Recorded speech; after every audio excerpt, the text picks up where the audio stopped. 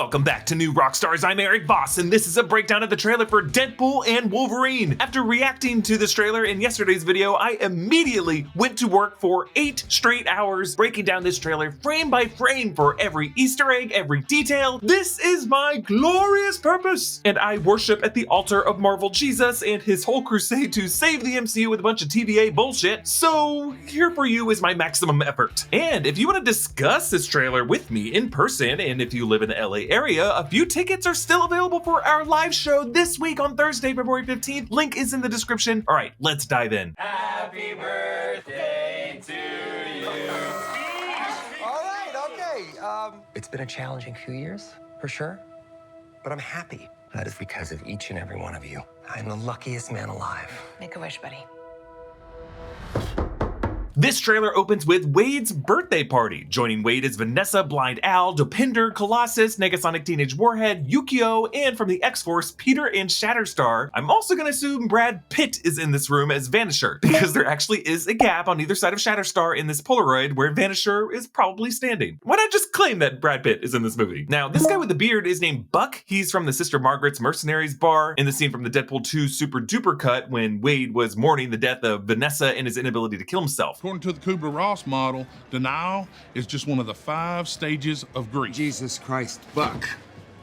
No more speaking lines for you. Remember, Deadpool 2 ended with Wade using Cable's time travel wristwatch fixed by Yukio and Negasonic Teenage Warhead to alter history to prevent the death of Vanessa and also save members of the X-Force from dying, which is how Vanessa and Pete and Shatterstar are all back here. But there's no sighting of Bill Skarsgård as Zeitgeist or Terry Crews as Bedlam here, nor is there Domino nor Weasel. But TJ Miller had some controversy, so I guess I'm not that surprised he's not coming back. Now, Wade's birthday cake has yellow and blue icing, perhaps foreshadowing his destined encounter with yellow and blue clad Wolverine. I also like how whoever iced this started to space out the letters of birthday, spacing it out just too much at the beginning of the word, so they had to adjust halfway through and cram the rest of it in. Throughout Wade's apartment, you can see some Deadpool merch. That figurine sitting cross-legged on the green bookshelf behind Shatterstar. This is the pose in which we've often seen Wade in posters and promos, and we are reminded of our very first glimpse of the rebooted Deadpool in 2016 with his feet dangling from the overpass over the highway. On the shelf above that is a plushie Deadpool head, and then behind Dopinder and Colossus is some print art that looks like Roy Lichtenstein prints. Roy Lichtenstein was a 1960s pop artist known for comic strip inspired parody art. He was part of the same new art movement as Andy Warhol, and one of these stills looks like his famous In the Car painting, but it has been reversed now with a woman driving. This is just some perfectly ironic set decoration for Wade's apartment, as Deadpool's role in the Marvel movies is to use the medium of comic book cinema as a lens through which he parodies the genre, and he subverts it by reversing roles just like this. And can we just shout out Dopinder now for being in this after Karen Sony just this past year voiced Spider-Man India and Across the Spider-Verse. Now, Wade has stapled to his head a toupee hairpiece, and you'll notice he is wearing a Hawaiian shirt. He wore the same shirt worn by Chunk in the Goonies in Deadpool 2. By the way, I broke down that amazing Richard Donner classic over on the Deep Dive channel. Now, Wade says, it's been a challenging few years, sure, but I'm happy. And he can't help but feel a bit of a meta commentary on the past few years of the MCU, but you know, we're still happy. But there are some brief but worrisome shots of Wade with Vanessa, like Vanessa sitting at a table, Wade covering his head, and then Vanessa just kind of awkwardly leaving Wade to smile to himself like he's burying some pain. And notice how she says make-a-wish buddy and not make-a-wish babe or honey. Maybe I'm just reading into that part of it, but is it possible that by averting Vanessa's death, by cheating fate, Wade might have put them on a different tragic timeline? Like maybe Vanessa has now gotten a cancer diagnosis because death finds a way. Remember, this all began with Wade getting a cancer diagnosis, and that's what led him to going to Weapons Plus and getting healing powers in his deformed skin. Wade could be kicking himself for taking Vanessa from a timeline where her death was quick and dragging her into this timeline where her death would be a slow, painful goodbye. Maybe even he stapled that toupee to his head to make Vanessa feel less self-conscious about having to wear a wig herself as she's undergoing chemo. But yes, Vanessa tells Wade to make a wish, and he blows out the candle. But it's interesting that this trailer times the edit so that the moment Wade blows out the candle, the TVA Minutemen knock at the door, as if that, blowing out the candle, making the wish, was the trigger. The timing kind of suggests that it's Wade's wish that the TVA considers the Nexus moment. Opening the trailer this way suggests that the entire movie of Deadpool and Wolverine is a kind of classic wish fulfillment plot structure, where a character makes a wish or has some kind of desire. And the rest of the story kind of makes that come true, turning the wish into a curse, and really just makes the hero question if this is what they really wanted. These are the kind of stories that end with a character kind of waking up from the dream, returning to their reality. But in this case, Wade may choose to live in the dream of the MCU, and we could end with a Marvel Cinematic Universe where it is implied to be all within the imagination of Deadpool. Like the MCU from here forward will be from Deadpool's perspective. That sounds complicated. I'm gonna do a better job explaining it later in this video, but let's move on. Wade Wilson? Whoa, whoa, whoa, whoa, whoa, whoa, whoa, whoa, whoa, whoa. Is that supposed to be scary? Pegging isn't new for me, friendo, but it is for Disney. Okay, so we're in the hallway now. 4 TVA Minutemen are greeting Wade outside his door. They're wearing the black and orange armor that we've seen on the Loki series, but the 3 in the back wear these masks with orange visors, which look like SWAT or riot gear that we've never really seen the TVA use before, and they've tackled some dangerous folks. But we have to ask, is Deadpool and Wolverine set before the Loki finale or after the Loki finale? Because remember, the TVA in its previous era used to protect the sacred timeline by pruning branch timelines created by these variants doing things that violated the direction history was supposed to go, at least according to Kang variant He Who Remains. And yeah, Wade, with all the stuff that he did in Deadpool 2's ending, like saving Vanessa and the X-Force, killing his Weapon 11 form from X-Men Origins of Wolverine at the 3 Mile Island facility and saying, hey, to Logan, will the Wolverine in this movie remember that incident? Or is that just a Wolverine from a different timeline? Also, Deadpool 2's ending, and especially the super duper cut, totally lead into the fact that Deadpool tried to kill baby Hitler. Or did? All of these things definitely made Wade the kind of violator the TVA would typically target, at least in that old era. But as of the Loki Season 2 finale, we saw Loki march out into the temporal radiation of that exploding loom, weaving together the strands of time into his own loom in the shape of the Idrisil World Tree that embraced and allowed to exist various branches in a kind of harmonious tree. So branches and variants, the multiverse, everything Wade did would presumably be allowed under this new order under God of Stories Loki, which please, can we get a Loki cameo in this movie? Please, please, please. I'm just saying that if the TVA as we now know it to be in the MCU wanted Deadpool, it would be for something else, not for him violating the timeline. Like, I think the clearest example of this is the TVA knocked on the door. Since when did the TVA knock on doors? They don't knock on doors. They're not that polite. They have their own time doors. They just kind of barge into any location in any branch and then just detain and prune, and they don't care if there are any witnesses. So yes, Wade obviously in this movie is going to end up viewing the TVA antagonistically, but I think they need his help, and he's just going to do such a bad job of what they need him to do that they have to turn on him, and he's going to resist. Now, yes, I cannot be the only one obsessed with the fact that Wade's apartment number is 17. 17 is one of these recurring magic numbers in the MCU, like 17 was one of the Winter Soldier activation words. 17A was the silo number in Avengers compound that contained Tony Stark's Iron Spider armor in Infinity War, and in that same movie, T'Challa ordered to open the Northwest Section 17 of Wakanda. I get asked about this all the time, and my answer is always the same. It's just that 17 is a weirdly specific prime number. Screenwriters like to use it because it's simultaneously a lot of something, but it's also not a ton of something. So in this case, the set decorator used 17 to show that Wade lives in a large building with at least 17 units in it. So it's just kind of a little way of showing that the guy is scraping by after no longer making that merc money. Like maybe he's killed everyone who can be killed in his universe and all that business is dried up. And we see right here from the beginning how the humor of this film is going to be raunchier than what we're used to in the MCU as Wade makes this pegging joke. Yes, we did see him get pegged in the Valentine's Day montage of the first 2016 movie. And in this case, the time pruning sticks being used for that just put some weird thoughts in our heads whenever we rewatch characters getting pruned from behind in Loki. And yes, Wade looks directly into the camera saying this is a first for Disney. Until now, only She-Hulk and Wanda Maximoff have broken the fourth wall like this in the MCU. And it's both a weird and exhilarating feeling. But most importantly, this identifies Wade as a nexus being within the context of the story. And this is exactly why the TVA needs him. Okay, let's move on to the next part. Mr. Wilson, you appear to have soiled yourself while unconscious. I wasn't unconscious. Who are you? Why am I here? Walk with me.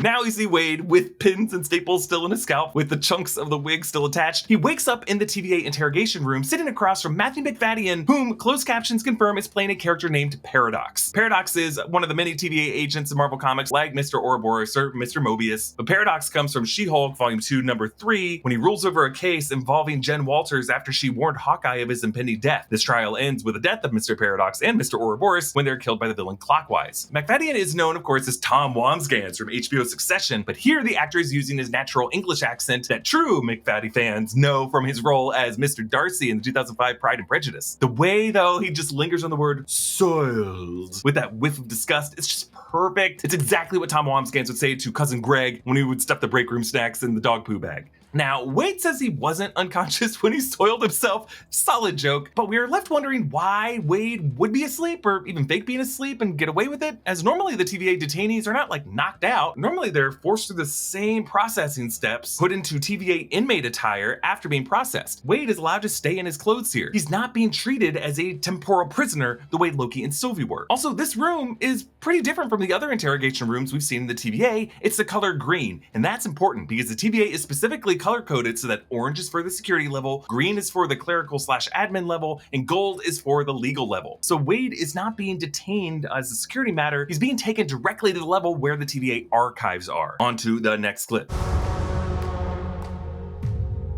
Wade, you are special. This is your chance to be a hero among heroes. Okay, the doors open to a new part of the TVA that I don't think we saw in the Loki series. There's no particular color scheme to this room, but there's a white ceiling and there's a polished black floor. There's a few clerical and legal workers walking around with a technician in a white lab coat, but in the distance is a wall showing us the sacred timeline. Now this is interesting because overall the shape of the sacred timeline is similar to what it was before the Loki season 2 finale. Various strands woven into this bottleneck region in the middle, but now at the heart of that bottleneck is this hourglass shape. And of course the TVA logo is an hourglass. And then on the other side of that, the strands unravel on the other side. In the final minutes of the Loki finale, the sacred timeline screen in the TVA monitor room was turned 90 degrees to reflect the Yggdrasil tree shape that Loki turned everything into. This wall is back on the horizontal axis. So it could just be that this Deadpool movie was shot independent of the way that the Loki production decided to end that series, or maybe this hourglass logo is just how the TVA illustrates Loki's version of the multiverse. Or really this could just be a painting set in stone from the old era of the TVA, and like the various murals of the Kangs and the Timekeepers that they left up in those final scenes of the Loki finale, they just kind of left this up as a relic from the past so that they don't forget the historical mistakes that they made in the past. Now Wade in this shot looks into a blue locker where his red and black Deadpool suit hangs. Inside this locker are stickers, "Please be kind," which I think comes from these shirts with the bees around Mother Earth. And then there's this sticker of a bird on a soccer ball. I think it's Magpie. I'm wondering if it could be for the football club Newcastle United, the Magpies. But Ryan Reynolds and Rob McElhenney actually co-own Wrexham AFC. Their mascot is a red dragon. Wade is wearing a blue polo with employee name badge, Wade Sales Associate Drive Max. So it kind of seems like before running into the TVA in the first act of this movie, Wade has had to kind of take a day job for some extra money as this kind of auto supply store salesman. We're also reminded of the fact that Ryan Reynolds played Blue Shirt Guy in he and Sean Levy's past film, Free Guy. All right, let's move on. I smell what you're stepping in, Sensei. Your little cinematic universe is about to change forever. I'm the Messiah. I am Marvel Jesus. Okay, we find ourselves in a new part of the TVA with sloped orange walls. Paradox in this light, you can see in addition to that orange tie, he's wearing a green plaid suit, and I think that's a pale canary yellow shirt. So really his full color scheme of his outfit are TVA colors. We see a wall of curved video screens. Some of them show parts of the TVA, others timeline related data and charts, but one of the screens in the lower left actually shows Deadpool in a suit holding an Emmy statuette. This is from the recent video that Ryan Reynolds made in January 2024 when he and Rob McElhenney accepted the Emmy for their FX docuseries Welcome to Wrexham about their football club. Like, since that just happened last month, they just added that into this shot. But the three big upper screens show moments from MCU history. We see Iron Man skidding to a stop in his Mark 43 armor at the beginning of Age of Ultron when they were assaulting the Hydra base in the forests of Sokovia. In the middle is the full Avengers lineup during that battle as they all charged and leapt to the right in slow motion. And then on the right screen is Thor from Thor Ragnarok on the Rainbow Bridge after Hela sliced out his eye and he powered up as the God of Thunder. Shortly after this, we see the three screens with moments from 2014's Captain America the Winter Soldier. Steve Rogers fighting Batroc on the Lemurian Star in the opening sequence, Steve flipping and landing with his shield through the smoke while trying to take down the Project Insight helicarriers, and then a close-up of Steve as he faced down Bucky during that battle. Now, this may remind you of how in the Loki series, Mobius showed Loki similar clip shows from MCU history, but those focused on Loki's own life. It didn't really focus on just random other characters' lives, and most of the time when we revisited the past in the MCU, it was around 2012 with the Battle of New York. Like Avengers Endgame featured a really long sequence set during that battle. This would really be the first time we revisited Age of Ultron and Captain America Winter Soldier, which are best known as the Hydra era of the MCU. Now, this would be another corner of the TVA we've never been in, because remember when Mobius showed Loki his MCU past, it was in a time theater with a projector, a room that was designed for that purpose. This video village seems to be set up for a different purpose. It used to be the case that everybody's house had a junk drawer full of loose batteries and old Polaroids, but now that's how everybody's hard drive looks. Clean yours up and get organized today using Clean My Mac X. Clean My Mac X is a one-click solution to get your Mac running like new. And now Clean My Mac X's malware detection function has been completely reworked to incorporate the Moonlock engine, the latest in malware detection technology. It's twice as fast as earlier malware detection tech, plus it can analyze external drives, attachments, and browser extensions. Plus, Clean My Mac still has Smart Scan, which I can use to go through system files, clear the cache, and find junk to get my Mac running like new. You also get a better window into your machine using Clean My Mac's menu app, a dashboard that makes it easy to dial in my Mac's performance by visualizing storage, battery temperature, connection speed, and much more. Don't miss Clean My Mac's exclusive offer for our audience and get 20% off your purchase today by using the code NEWROCKSTARS. But next we see the shot of rolling desert hills, and there's this caravan of vehicles, almost like a Mad Max Fury Road style motley crew of wheels. We did see some set photos in the past that include some spoilery rides, so if you don't want to know, click to this time past this section if you just don't want to know. Okay, so this caravan includes a modified version of Red Skull's hot rod from Captain America the First Avenger, his V16 coupe, also the cupcake truck from Moon Knight, and then there's this armored tank with a tall glowing pillar. This is one with a column of solar panels. We actually see this vehicle later in the trailer with this focus dish weapon. There's also a silver car with a 4 on the front, which is probably the Fantastic Four's car. Now, in this wide shot, it looks like that car is up front, leading the pack.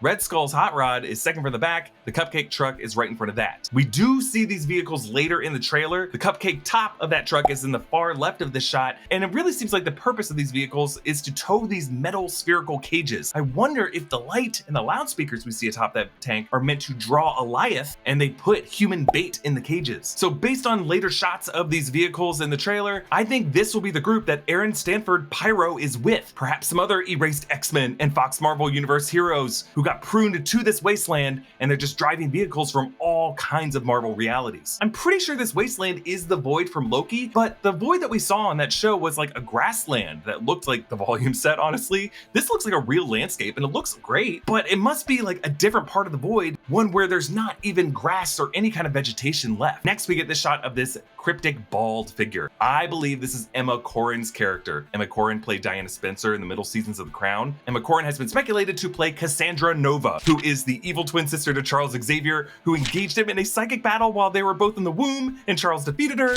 but then she came back later in life for revenge. It's just that this figure is clearly bald, she seems female, and she is sitting in this chair. So it may be a Professor X style hover chair. So my guess is Ryan Reynolds put this shot in the trailer as a kind of callback to Marvel Studios putting Professor X's bald head and shoulder and arm in the Super Bowl trailer for Doctor Strange in the Multiverse of Madness 2 years ago. Next, a shot of Deadpool sitting in some rock-walled room, framed in giant teeth in the foreground from some kind of animal skull. I'm assuming this might be the remains of some other giant beast from Marvel past, maybe a Chitauri Leviathan. And over this, we hear Wade saying, "Your little cinematic universe is about to change forever," as he approaches this poker game in this nightclub. Sitting facing away from us is some version of Wolverine in a white tux. I believe we're looking at Wolverine Patch, a comic series where Logan wears this white tux in the style of Sean Connery from Goldfinger, and he wears an eye patch. It follows Wolverine headed to Madripoor, of all places, where he is known as Patch. It's kind of like a recon mission in the Princess Bar, and I think that is the bar we are in here. We are in Madripoor. Previously, we've only seen Madripoor in The Falcon and the Winter Soldier, and I've always wanted to visit more of this seedy criminal underbelly.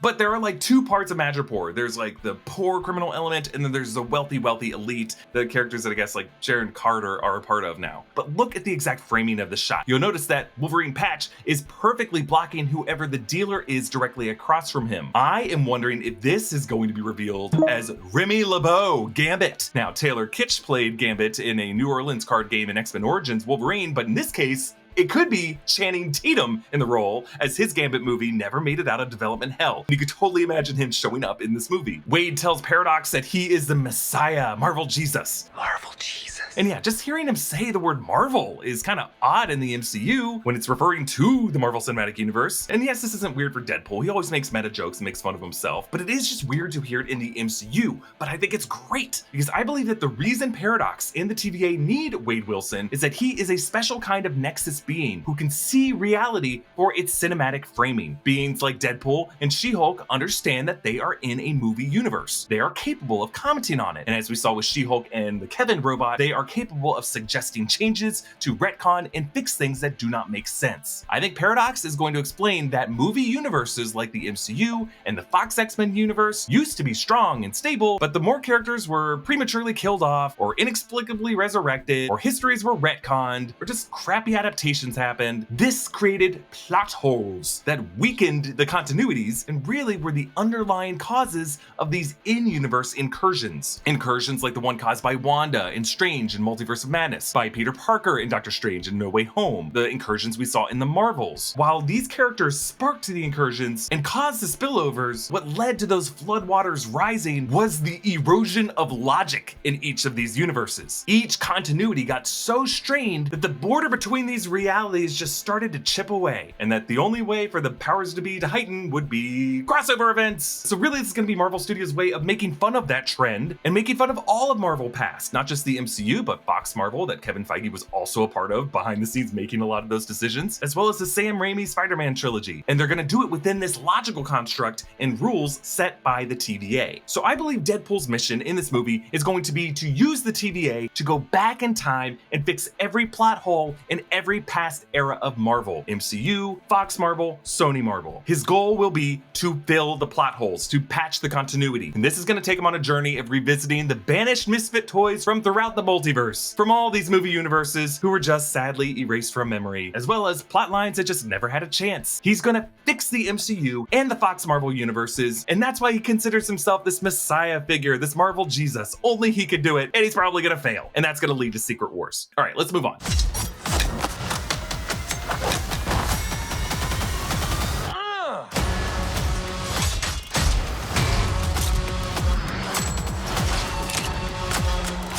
Okay, a rapid cut montage shows Deadpool suiting up with the help of this TVA armorer. We see a close-up of his zipper being zipped up, his butt being slapped, which reminds us of the weird butt shots and the similar sequences in the 90s Batman films. And if you go frame by frame through Wade lowering his gun to the holster, you can see tiny text etched in gold, "Smile, wait for the flash." In an elevator, Wade goes from a split to standing, but I'm pretty sure this shot is in reverse, because when you actually reverse this, it's clear that he's going down into a split. The reason I know that they probably did it this way is the same camera trick was used by Steven Spielberg for the splits in the opening dance number of Anything Goes in Indiana Jones and the Temple of Doom, where we should note Indiana Jones wears the same Sean Connery Goldfinger outfit that Wolverine Patch wears in this movie. And just because I have to point out every number, the number on this elevator is 943. Maybe that's like the universe designation number, the way we have 616 and 838. Okay, we're back in the snowy forest that we saw before. Deadpool is just going wild on these TVA Minutemen, knives flung into their faces, sprays of blood. I think this forest might be the surrounding area in Sokovia around Strucker's castle from Age of Ultron, where that opening battle took place. So could Wade's mission in this case be to save Aaron Taylor Johnson Quicksilver from a premature death in Age of Ultron? I just mentioned Quicksilver because he is one character that exists in both the MCU as Aaron Taylor Johnson and in the Fox continuity as Evan Peters, and maybe Evan Peters, the actor showing up in WandaVision, could just be one of these confusing plot holes that eroded reality, a continuity sin that Deadpool is trying to fix. And then probably the coolest shot of the trailer, we see Deadpool in front of the ruins of the freaking 20th Century Fox logo. We did see the studio logo in set photos last summer, and yes, it is completely meta and bizarre, and I love it. But it speaks to Wade's ability to see these universes the way Kevin and She-Hulk do, as the products of film studios driven by capitalistic and algorithmic forces. Where, as we see increasingly by horrible decisions by like Warner Brothers to just erase movies as tax write-offs, this is where the ruins of those movies go. And a subtle thing I just realized about the way this Fox studio logo is buried, the word Fox is mostly submerged beneath the terrain, as when Disney bought Fox's film and TV divisions, they made them rename the studio division to just 21st Century. They dropped the Fox. But in this case, notice that they left the X of it visible. As with many of the X-Men films, the X in Fox would often glow for a few frames longer on the fades to black in the opening seconds. This and many details you will appreciate in our X-Men Stick rewatch series here on New Rockstars. But yeah, I just can't get enough of this shot. Deadpool flinging the bullet clips around to reload both pistols in one fluid motion. Ryan Reynolds has always insisted on this kind of impressive stunt work, and not just in the 2016 and 2018 2019 Deadpool movies, he had a pretty sick bullet slice stunt in X-Men Origins Wolverine, and reloading this way kind of feels like what Agent Zero did in Origins. And you'll notice on the base of each of his guns are these little Deadpool head logos. Okay, on to the next clip. God, please! Oh my fuck!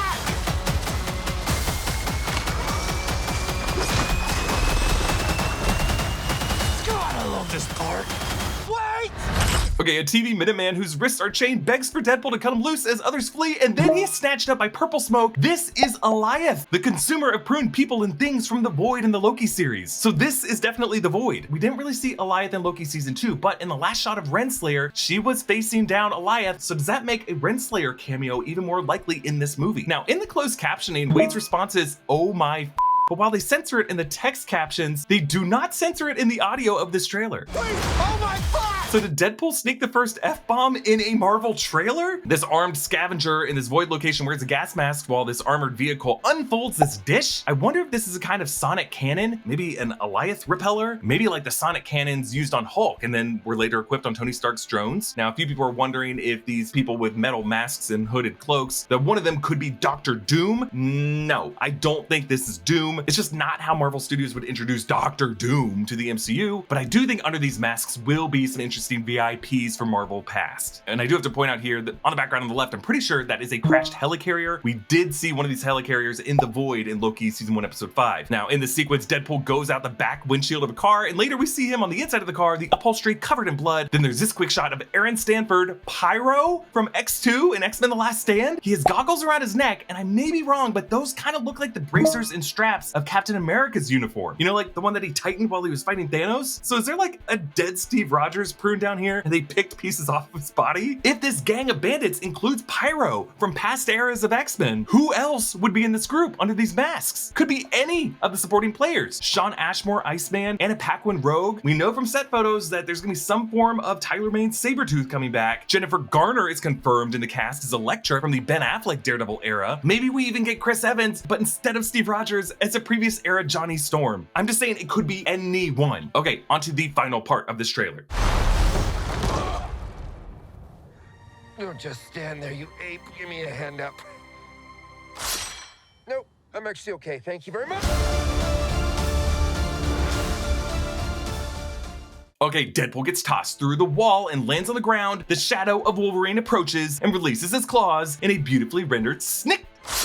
We don't see Wolverine here. Well, we kind of do when he bends over Wade to stab him. Actually, the Super Bowl TV spot does show Hugh Jackman's blurry form stepping up into frame. But either way, we don't need to see him in this trailer. We saw set photos of his glorious yellow and blue costume from the astonishing X-Men run, finally getting it right after the X-Men era put them in black leather. And I think showing only his shadow is a bit classier because it proves that this hero is so iconic, all you need is his shadow, silhouette, and the sound effect. But also it creates this really cool shot composition because Deadpool is flat on the ground, his arms down by his sides, while Wolverine's shadow is a head taller at first and his arms fold upward to release the claws. It kind of suggests that Deadpool and Wolverine are kind of two sides of the same coin, and that Deadpool is just kind of the shadow of Wolverine, something that always follows him, which is just really clever because Wade Wilson got his powers through the same Weapons Plus program that previously worked on Wolverine. They have the same regenerative healing powers. And it kind of cracks me up that by tilting his head forward, Reynolds makes it so that his shadow is once again taller than Wolverine's shadow would be, which is funny because Ryan Reynolds is 6'2" and he loves to make height jokes, and Wolverine is known for his stocky build as the character, so I think it's just gonna be a recurring bit of who is taller. And then the craziest Easter egg in this trailer on the far left, a bottle of Bingo Dolce, the green juice from the bottling plant that Bruce Banner worked in Brazil in the 2008 Incredible Hulk film that Bruce bled into, and then Stan Lee drank one of these bottles and got sick. No, Stan and everyone else didn't turn into Hulks themselves, they just all got sick, and maybe this bottle was pruned to the void so that Stan Lee didn't get sick. Anyway, that's the only Easter egg here. Bye everybody! Just kidding, the second detail is the comic book underneath it. This is Secret Wars number 5 from the 2015 Jonathan Hickman run. It is a cover that features God Emperor Doom and the Beyonder. So we did technically finally get a Dr. Doom appearance in the MCU. But what's important about this issue is that it explores the creation of battle worlds. And I cannot think of a more overt statement of what exactly this shot, this scene, and this movie are doing. We know that Marvel Studios is adapting Jonathan Hickman's Time Runs Out storyline that leads up to the 2015 Secret Wars crossover event in the comics. John Krasinski, Reed Richards in Multiverse of Madness described incursions in almost the exact same language as Reed Richards in the beginning of Hickman's run. And placing this specific comic issue right here on the ground, no coincidence. They're confirming that the Void, or at least this part of the Void, is what will later become Battleworld or Avengers Secret Wars. The realm where all pruned and forgotten heroes and weaponry are sent initially to be consumed and deconstructed by Alioth, but will be repurposed in this movie into a battleground that will later be used by some villainous figure, could be Kang, could be an MCU Doom, to create new teams to duke it out for which universe deserves to live on after this incursion event. This is how Marvel Studios will bring back all fallen characters in a battle royale with heroes from all past eras of Marvel. The MCU, the Fox universe, the Raimiverse, as all these heroes will finally be able to appear in a film together. So Deadpool, I believe, will just fail in his mission to fix these broken universes. He'll only make them more broken, and he's gonna end up with so many pruned heroes that there will be just more of them in this hell battleground than ones that exist in their living realities, and that's how we're gonna get Battleworld. Look, folks, we're gonna be talking a lot about this trailer and the Deadpool and Wolverine film on new Rockstars throughout this year, so please subscribe to catch up on all the installments of our X-Men Snick rewatch, and tickets for our live show are still available. Come hang out with us, and the best way to support new Rockstars is to grab one of these Deadpool Multiverse Tour shirts at nerdriot.shop, because I still believe that Taylor Swift is gonna be in this movie. I'm Erik Voss, thanks for watching, bye.